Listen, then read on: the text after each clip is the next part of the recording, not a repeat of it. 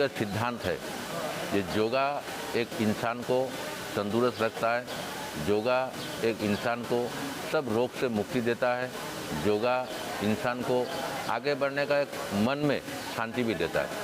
इसलिए आप लोगों का चैनल से हम पूरी हिंदुस्तान की जनता को, असम की जनता को, लमडिंग की जनता को ये आग्रह करता हूँ, आप लोग का जो इंटरनेशनल योगा डे इसमें शामिल हो।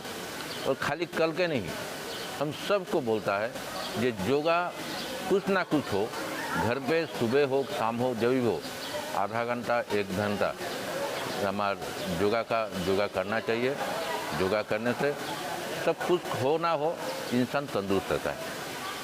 20 তারিখ মানে আজকে 20 তারিখে আমরা ইন্টারন্যাশনাল যোগা ডে উপলক্ষে একটি যোগা কম্পিটিশন আমরা আয়োজন করেছি। সেটা আমরা আর কিছুক্ষণ পর আমাদের শুরু হবে যোগা কম্পিটিশন। লামনিংয়ের যতগুলো স্কুল আছে স্কুলের বাচ্চারা এখানে পার্টিসিপেট করবে এবং বাইরের থেকে লঙ্কা এবং হোজার থেকেও আমাদের এখানে পার্টিসিপেট করার জন্য এসছে, ছোটো ছোটো বাচ্চারা এসছে।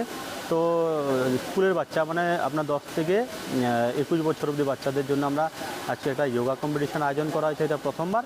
এবং আজ সন্ধ্যা 7 ঘটিকায় একটু মানে একোপেশার যেটা ট্রিটমেন্ট হয় সেটার বিষয়ে একটা সেমিনার হবে।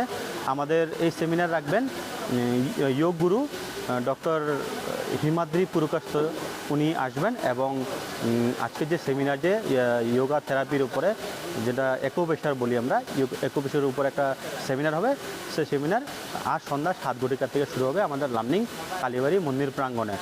আগামীকাল সকাল 7টা থেকে আমাদের যে ইন্টারন্যাশনাল যোগা ডে সেটা আমরা সমগ্র লামনিংবাসী মিলে আমরা প্রতি বছর যেভাবে পালন করি এভাবে আমরা আগামীকাল আমরা 7টার সময় পালন করব। এই ধরনের টোটালি পুরো কার্যসূচি নিয়ে আমরা এবার 11তম যেটা ইন্টারন্যাশনাল যোগা ডে সেটা আমরা পালন করতে চলেছি।